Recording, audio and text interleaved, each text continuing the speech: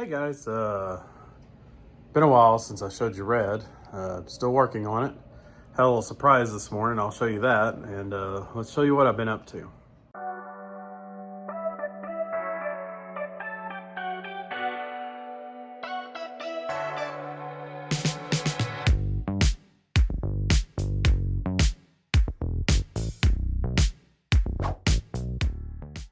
So first, the surprise I gotta look into.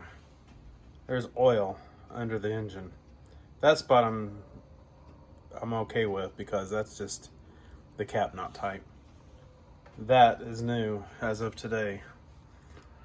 Hopefully the bottom seal hadn't gone out because that means tearing the engine back out.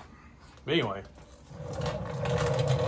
I decided I did not like the stopping power of the 820 brake. So I tried. So a go-kart guy, it was even worse than the 820 brake. Did not work at all.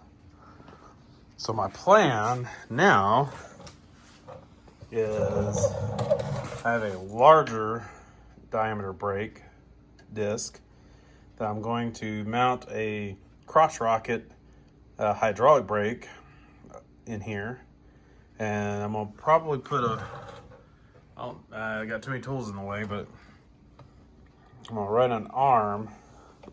Well, actually, I'm gonna mount the master cylinder right just under the pan frame there somewhere in this area. I'm gonna run an arm down this gap between the frame and the pan frame, and basically somewhere about where that hole, that lug nut is, there's a hole there somewhere. I'm gonna see about making a brake pedal that goes down through that hole. At least that's my my goal, or what I'm thinking. But that's pretty much it. I'll keep you up to date on that oil spot that I found underneath it. Catch you guys later. All right, oil leak found. Go ahead and give you that information today. Turns out it's this valve cover right here. You can see on my finger. It had a pretty good drip on it. You can see the oil. That's where it's dripping.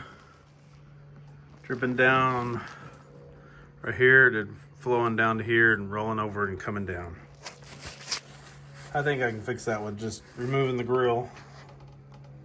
That's where it's coming from. I'm gonna put a towel up in here to catch the future drips. Right there, where that screw is. There you go.